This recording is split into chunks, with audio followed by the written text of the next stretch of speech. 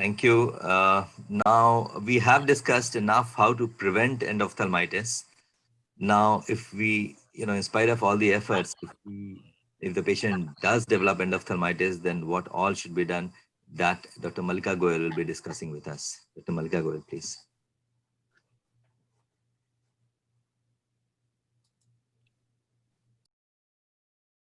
Good morning. I'd really like to thank AIOS and CIPLA for this opportunity. It's been a wonderful session. I'll speak about my personal experience with management of endophthalmitis and what we learn from this. So, endophthalmitis can be exogenous or it can be endogenous.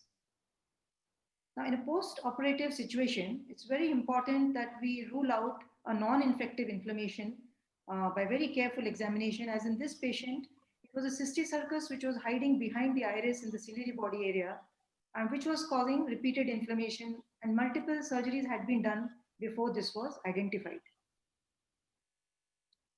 Now, what are the clues to non-infective inflammation? If the inflammation is seen on day one itself, or if there was a traumatic surgery, which is evidenced by corneal edema, hyphema, retained cortical material, nuclear fragments, and there are no vitreous exudates. Vitreous is relatively clear. On the other hand, clues to infection would be a late onset, and pain could be a feature.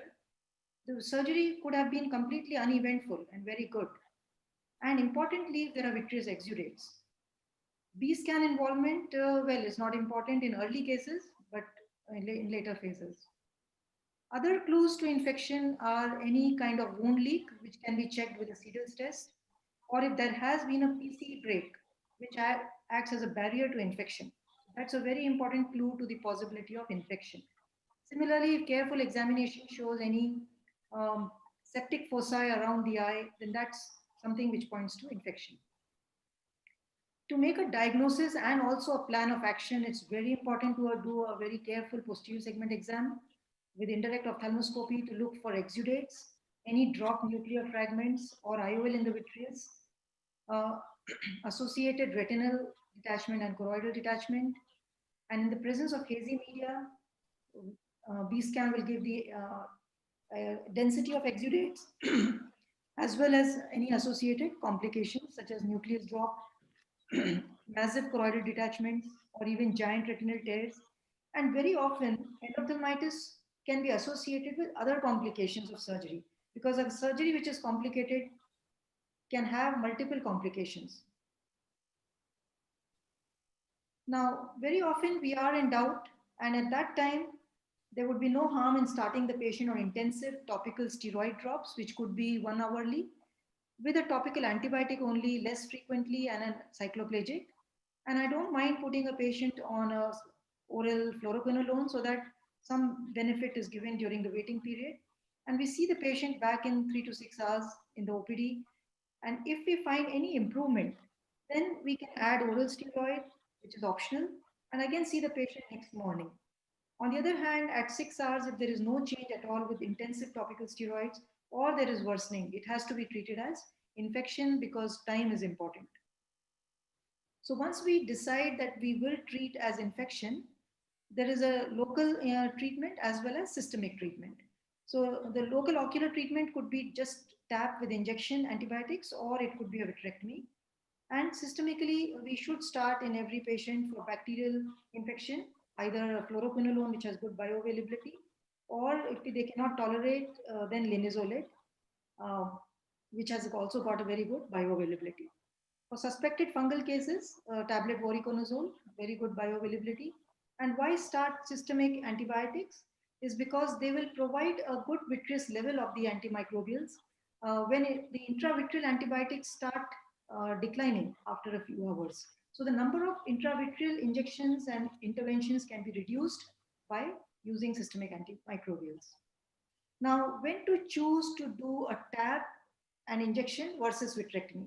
In cases that are mild to moderate, where there is a reasonable fundus glow, or when surgical setup for vitrectomy is not available, and you are not suspecting fungus, because in fungus, it's really better to go in with vitrectomy. Now, how to do the tap with injection? It should be done in an operation room and with preferably with local anesthesia because there will be multiple pricks and an inflamed eye is already pain sensitive. So it's better to do under local anesthesia, unlike anti-VEGF injections.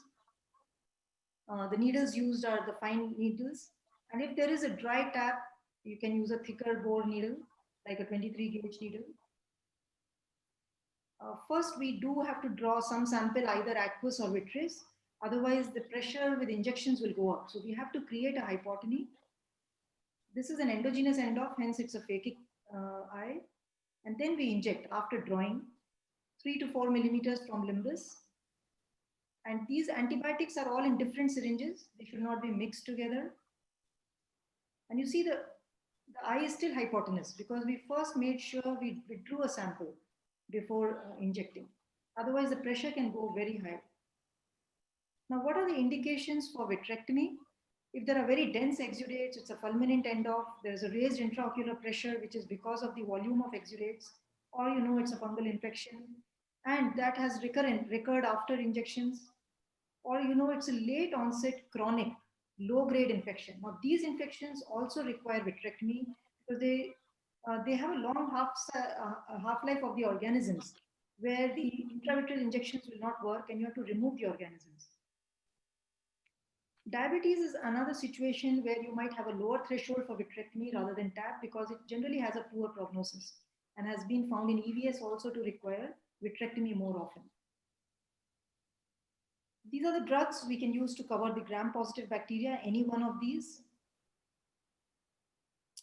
As we've discussed, vancomycin has some risk, so I use it only when I feel that it is necessary in a given case. These are very useful broad spectrum drugs with minimal toxicity and can be used for any case. And then we have intravitreal gram-negative organisms for which ceftazidime is safe, but there is increasing resistance now. So you can use the aminoglycosides, but they have a risk of macular infarction. So the dose has to be made very carefully. And for the newer, gram-negative resistant bacteria, these are the newer antibiotics, imipenem and colistin, very readily available. For anaerobic bacteria, which we do encounter from time to time, this is a very useful drug, clindamycin, 1 milligram. And for antifungal effects, we have voriconazole and amphotericin B. And I often use both of these in separate syringes because I find that the result is much better. They do work synergistically. Post-TAP or vitrectomy, the sample is sent for smears and culture. And particularly for fungal organisms, smears are much more effective than cultures. And then you may get a sensitivity report which can guide you for further treatment in cases which are not responding to initial management. Importantly, we have now sensitivity for fungal isolates, which really helps in many cases. Like in this case, we were able to shift from amphotericin to voriconazole because of the report. And if sometimes when the routine microbiology is negative and the case is not responding, it's important to use nucleic acid. PCR is available, it's fine, but PCR is a little more cumbersome because you need a separate test for every organism. So now we have commercially available panels which test for all organisms suspected and can give you a result with a small volume of sample within 24 hours. And these are the various commercially available platforms. You just have to make a call and they collect the sample in a sterile container and give you the results. For most cases, core vitrectomy is enough. We just remove the anterior and mid-vitreous. We do not induce a PVD. This helps to remove organisms and toxins and shortens the course of the disease. And at the end of this, we do inject antimicrobials at the end of vitrectomy with good results.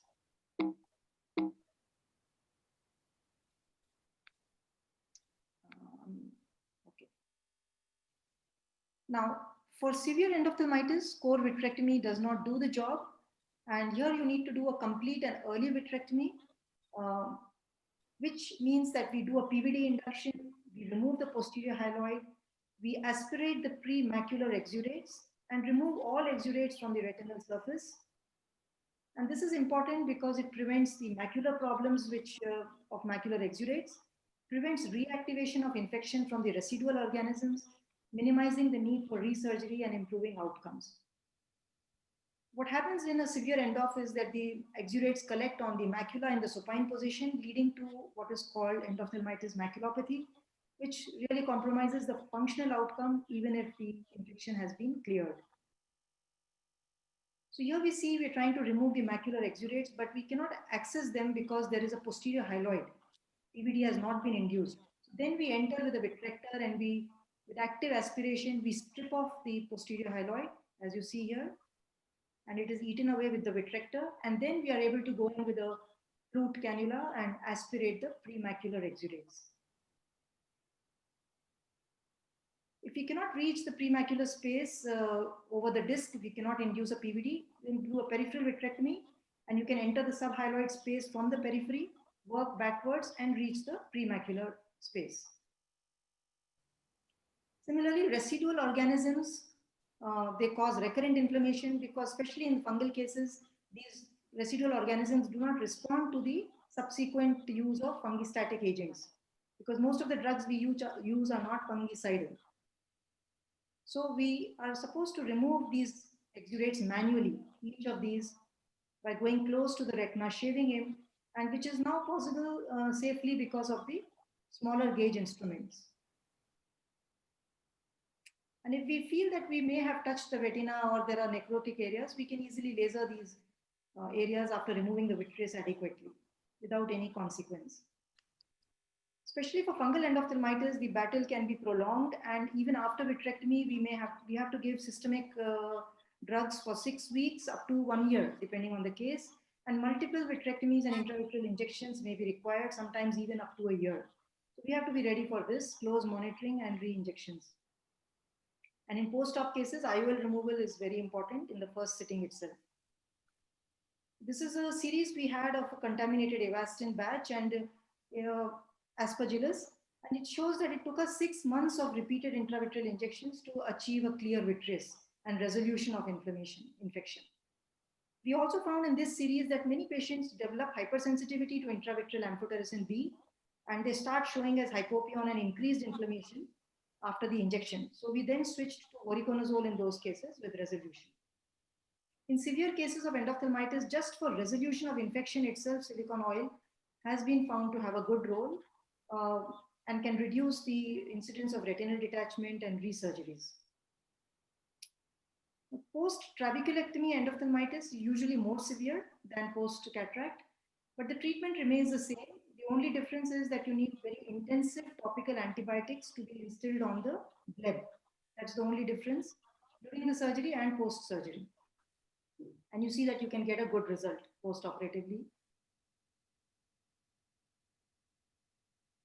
A very important category I have seen in my experiences, ENDOF can present with a very quiet white eye. Patient is not even symptomatic except gradual visual deterioration.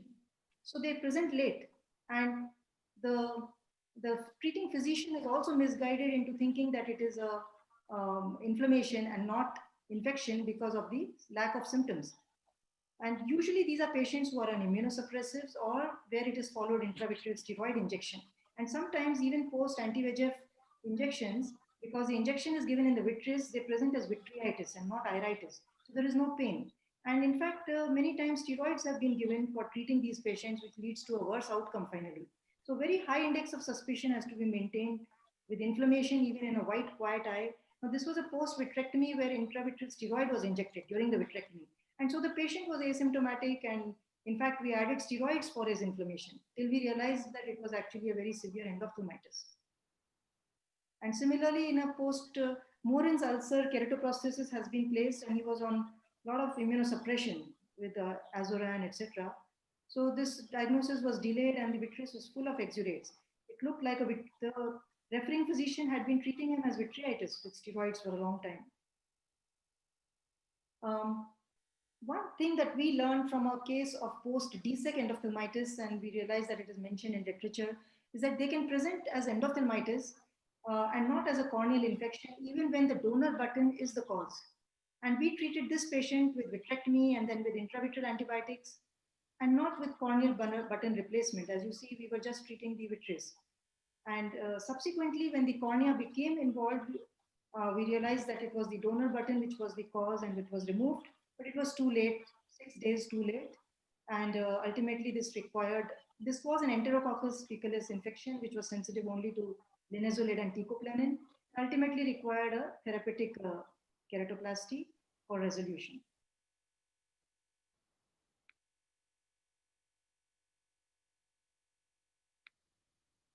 And if you see, the vitreous was really clear actually. Um, so the important thing is to look at the donor button in post keratoplasty cases. Now, many times we have seen that a patient is referred as endophthalmitis, and even it looks like endophthalmitis to us post surgery, which could be weeks to days or months after the cataract surgery. But it turns out to be neovascular glaucoma. So the index of suspicion has to be high in patients who are diabetics and hypertensives. And it's only during surgery that we realized in this case that we were not removing exudates but hemorrhage. And this required actually anti-VEGF and PRP. And subsequently, we have seen other cases like this, which have been managed as ischemia rather than infection.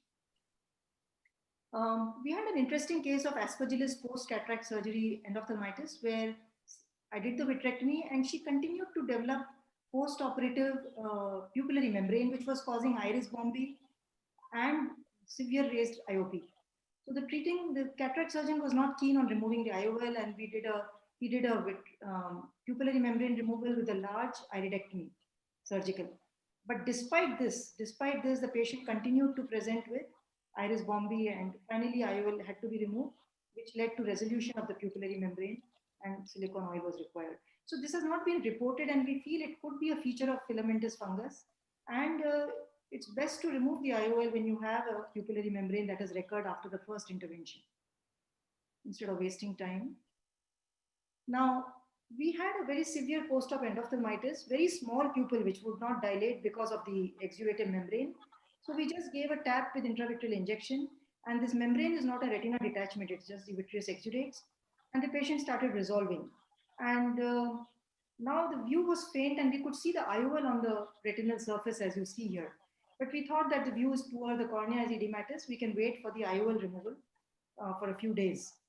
But suddenly the IOL became invisible to us on the indirect, and we saw it on the ultrasound under the retina, and the retina had now detached within 5 days. And by the time we posted him for surgery to remove the IOL, it had already gone submacular. On the table, it was submacular. And we found the tear was inferior, the large tear you see here. From there, the forceps was introduced and the IOL was drawn out from under the macula, and this is the post-operative picture. So the important thing that we learn is that generally we think IOL can be left inside, it's not an emergency in terms of days, but in an edematous inflamed retina, it can tear the retina easily and go subretinal. So IOL removal should be a relative emergency in a severe endophthalmitis.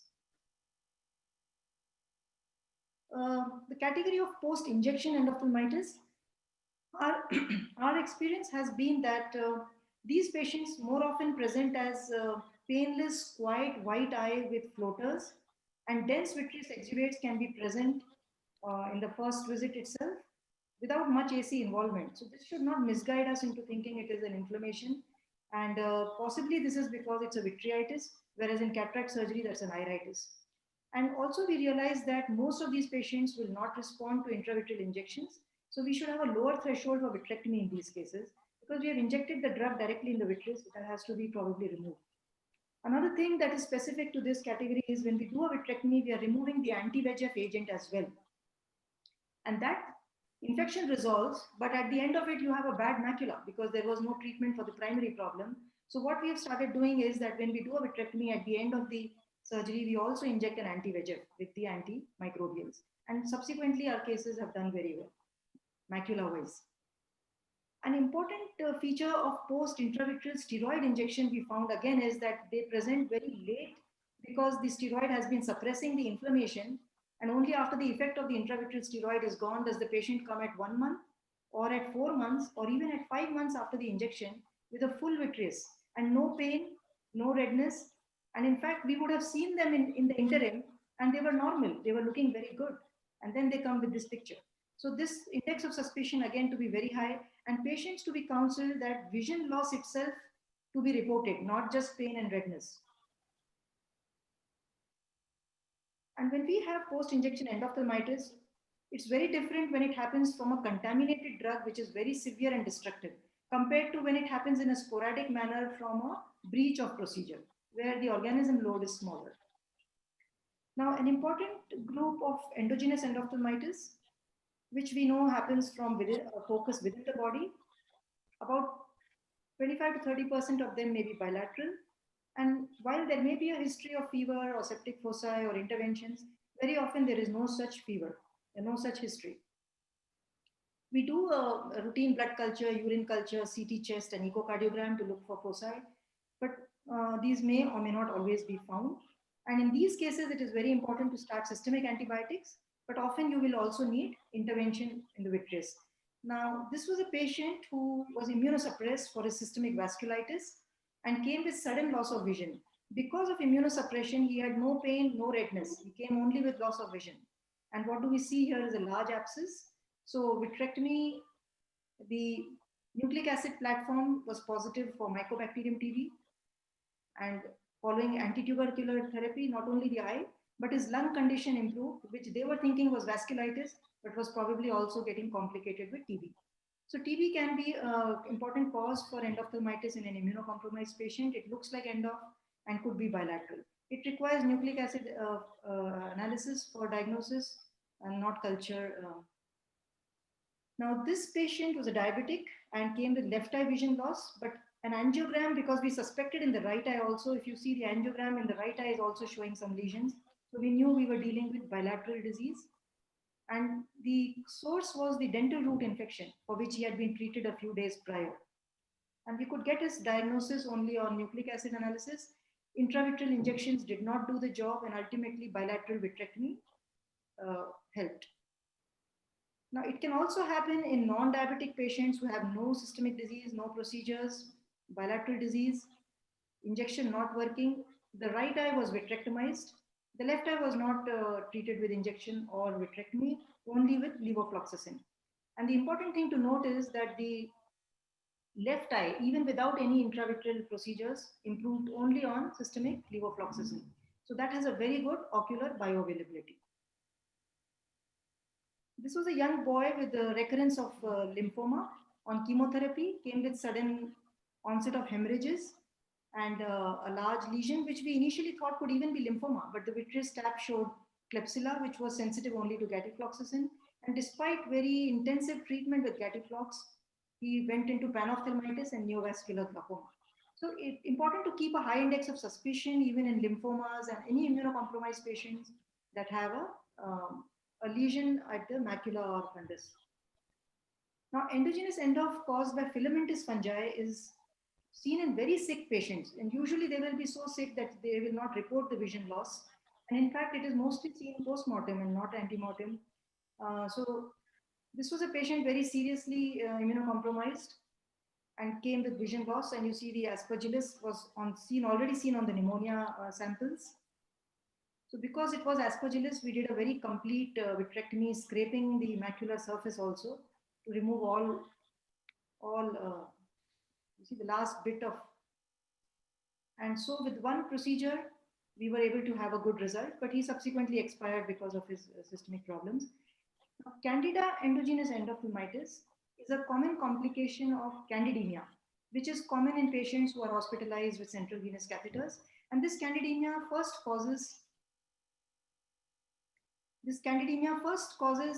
chorioretinitis because of the seeding, and then it can move into the vitreous, causing an endophthalmitis.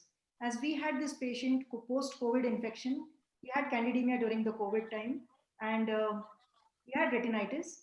He was too sick for intravitreal procedures, so despite 6 weeks of oral voriconazole, he was increasing. We gave intravitreal injections at this time of antifungals, but he has gone into endophthalmitis with vitreous balls now and scheduled for vitrectomy. And this is my last case to touch upon the traumatic endophthalmitis. This is just to highlight that, when we are dealing with a very severe endophthalmitis with exudates, it's probably best to leave a foreign body which is safely impacted in the periphery, preferably ora, and not going to damage the retina. It's best to leave it there if removing it seems to be difficult. because the priority is first infection control. So treat the endophthalmitis and then you can come back better prepared with better instruments to handle a large foreign body in a clean eye.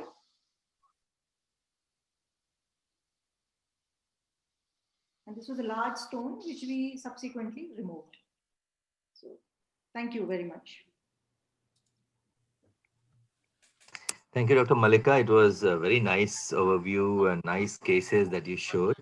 A few questions that are there for you. One, you had mentioned that you can do a tap for in any case of endophthalmitis. There's a question that if it's a young individual, whether tapping by needle is safe or not, whether it will cause traction or is it safe or not?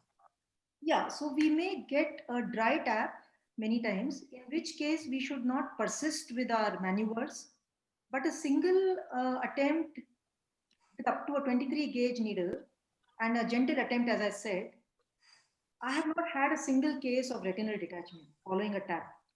But if you're getting a dry tap, which is very common, especially in young people because vitreous is formed, you can do a paracentesis, which can give you a sample as well as create the volume you need for the injections. There's one more question for you, that if you are doing a complete vitrectomy, do you inject silicone oil in the vitreous? Okay. I don't do it because I just feel that it could create a lot of problems. It could create a lot of membranes around the oil if the infection is still active. And so I don't do it. It will also be more difficult to give post-operative intravitreal injections into the oil bubble. So I don't do it. But yes, it has been reported and I've seen other doctors, especially Dr. Talwar, doing it for non-responding infections with benefit. I don't know. As an extension Can I to ask the a first, question? as an extension to the first question asked by Rajesh, Dr. Mallika, so many a time we have post-op cataract patients with secondary glaucoma, and in the OP itself we let the aqueous, we do an aqueous tap. So what is your recommendation on this? Is it a healthy procedure? Should the patient be taken to the operation theater and it not be a OP procedure? Second question is, in case this same patient had also had a PC, then vitrectomy was done, secondary glaucoma, because of retained OVD. So is it a safe thing in terms of post-op endophthalmitis occurrence? Yeah, paracentesis has to be treated like cataract surgery. I don't think there is any difference in terms of risk of infection. So yes, it has to be done in a sterile situation. Can it be done in the OP? That was under the slit lamp. That's what I'm trying to say. It cannot be done in the OP. It has to be done either in an injection room, if you have a retina injection room, which is sterile, or in an operation theater. What do you do, David, in your setup? Yeah, so no, I think usually the retina specialist actually will do it either in an OP, in the ASC. Some will do it in the office. Can I ask a question? Yeah, Dr. Chitra. Malika? When would you decide that you're going to give a repeat intravitreal antibody injection, antibiotics injection? Yeah, ma'am, when you see that the patient is not drastically improving at 48 hours, then you start thinking of, in fact, I would say that there is no role for repeat intravitreal injection. If it is not responding at 48 hours, you go for vitrectomy. Yes. There's no role for repeating any kind of antibiotics. Then you just go. And you were talking about antibiotics, systemic antibiotics for your patients with endophthalmitis. So if you've had one case of endophthalmitis, would you wonder that you should start giving systemic antibiotics to patients who are in that same day list, something like that, till you have got to the crux of how the endophthalmitis happened? Not really, because when we see a sporadic endo, we don't really expect that it will turn into a cluster endo. Most of the time, we just treat that patient. Unless we start seeing 2-3 cases coming in, then of course we can call all the patients and start them on the relevant antibiotics, which we have done when we have had a cluster. But otherwise, when we see one case, we don't press the panic button. And what is that endpoint for your core vitrectomy? When do you decide that you've done enough? Yeah, so if we feel that we have not left enough exudates on the retinal surface, the vitreous there is not looking too bad, too opaque, And you know that you are safe as well. I mean, you're not going too close to the retina. But I think it's the appearance of the vitreous itself.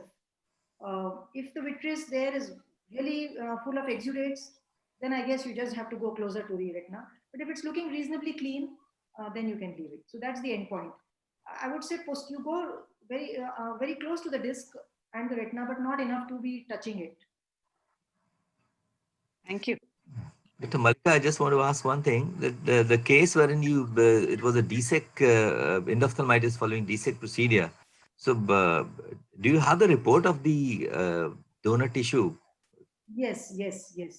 And that was also Enterococcus. Okay. So I mean, it was involving the cornea after having the end-off, or first it was end-off and then involving the cornea? So Rajesh, this is what is the important thing. It was actually always corneal. The infection was corneal, but it presents as if it's a vitreous inflammation infection, and hence we have to. It showed up as corneal abscess after 6 days, but there are reports in the literature which have shown similarly that those were actually donor button looking like vitreous infection. So we should have removed the donor button on day 1. Yeah, that's why I wanted to ask this thing, because we invariably remove the donor lenticule whenever we do any lamellar procedure, either posterior or anterior. If there is any infection involving that because of the donor tissue, we invariably remove that donor button. The first sitting, Yeah, now Rajesh, we have seen and reported Klebsiella and Candida, similar DSEC, post DSEC end of. Yeah. Okay. Any other comment? May I ask a question, Malika? Yeah, please, ma'am. How much do you rely on this Exciton reports? Is it very often you send samples? Now, not so often, but there was a time, especially with endogenous endophthalmitis, because those are bilateral and more sick patients. But yes, there was a time when I was using it quite a lot, and it has helped me in many cases. For example, there was one patient who had been getting treated for a vitreous infection with several procedures for several months. And I sent it for Exciton, and it showed toxoplasma, which nobody was treating her for. And as soon as we gave her antitoxo, she cleared. So there are many cases I've had where it gave us a diagnosis and it changed our treatment. With that etiological organism, if I approach the ID team, they are able to give me a very definite antibiotic, such as meropenem or Metrogyl, which we don't know. I don't even know where Metrogyl should go in systemically. But when I take that organism to them, they are able to guide the systemic treatment very well. And even our microbiologist is able to say that, okay, this is the organism, you give clindamycin. So this way it has helped me. It has helped. Only problem is sometimes it gives a lot of false positives. And it can give 2 or 3 organisms also sometimes. But that's okay. It's better than having no idea at all. Yeah, that's the point I was coming to. It does give more than one organisms. Sometimes, yeah. Yeah. So, but that's the fallacy of all very, very sensitive tests. It's a PCR. They do first multiplex PCR and then hybridization, which gives more number of organisms. If you do nowadays, people are going for next generation sequencing, another very, very sensitive method, and they come out with so many organisms from the same sample. So the clinical validation of these tests are a bit of a problem. I may be wrong. I would in fact like to know from you, because I find PCR is not so practical, because for each organism they need a sample and the cost also goes up, and we need to specify the organisms that we are thinking about. Whereas here with a single sample, and the cost is very low, it's equivalent to one PCR organism, and you get tested for virus, parasite, bacteria, fungus, everything. So I may be wrong, but this is my feeling. No, this test is definitely good, the Exciton. And even if it is more than one organism, probably clinically you can narrow down to which organism fits the best in the clinical picture. Yes. So definitely it is more sensitive and a better test. But in our institute, we are doing PCR, especially for vitreous, pan-fungal and pan-bacterial, so that you don't target one organism. you do for any fungus. So invariably, when we grow in culture of fungus, the pan fungal would be positive. And similarly, pan bacterial. So that reduces our turnaround time is 3 days for PCR, conventional PCR. That's good. I guess it's getting too late for David. So before we wind up, just one last question for all the panelists. There's a question that can we take up a case for cataract surgery on the day a patient has come to your OP? Shall we start with Dr. Chitra? Yeah. Why not? If the patient has been systemically evaluated, that should be done definitely. And if the eye looks all right, there's no maybe infection or anything, why not? Dr. Haripriya? Yes, we don't do it routinely, but we do have times when we do take the patient up on the same day. Okay. There's no other infection. Dr. Roop? If it is a patient who is nil systemic, does not require a fitness certificate as such, no cardiac problems, no COPD, etc., and if he's not asking for any of those lifestyle intraocular lenses, multifocal lenses and all that, we have taken up such patients. But by and large, I like to do it the next day after the proper counseling. It takes that much of time for them to get ready, and so that is my day. First or second day of the counseling is what I would prefer to do. But I have done on the same day with proper antibiotic prophylaxis intracamerally, preoperatively. David, what's your practice? Yes, no, I agree. It doesn't come up often, and I don't see any reason why you couldn't. I'll just interject one point. We didn't cover too much about povidone iodine, and it relates to your question. There is a study right now that is e-published in Journal of Cataract and Refractive Surgery, so it's public, and it came out of Iran, a randomized controlled trial. And of course, all of the patients had povidone iodine right before their cataract surgery, and then they had cultures then and cultures at the end. But half of them were randomized to get povidone iodine, a second dose, 1 hour in advance of surgery.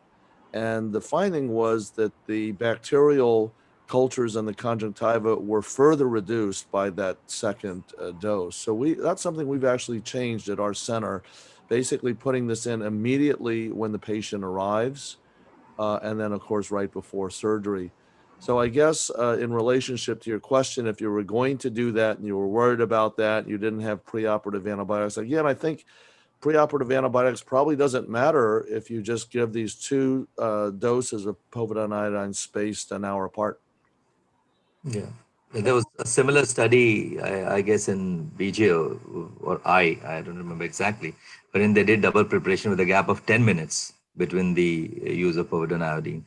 And they found out that there were 2 groups, and they found out that there was a 60% reduction in the organisms. So that's how they concluded that, they recommended that double preparation by. Even for intravitreal injections, Yeah. it is recommended, and I think most retina surgeons do it. Just before injection, we do put a drop of betadine as the last thing before, though we have already prepped the eye, which is already going on for 15 minutes, but just before the injection, 30 seconds before it, we do put in a drop again, just for this reason. Okay. Yeah, I may say on similar lines, we have had a couple of post-op endophthalmitis post-suture removal. And so when we had that in our HICC, we took a decision that for every suture removal, we have to give the povidone iodine prior to that, and give it a time, 1 minute or so, or 2 minutes, and then remove the sutures. That might. So thank you very much. I would like to thank all the speakers for their wonderful talks. Very good panel discussion by our esteemed panelists. They shared their experience with all of us, and that was really very informative. I would like to thank the sponsors, Cipla, for supporting this webinar, and the AIOS team, Kirpal, Rana, and Sunil, for helping us organizing this webinar. So thanks to one and all. Thank you very much. Thank you. Thank you all.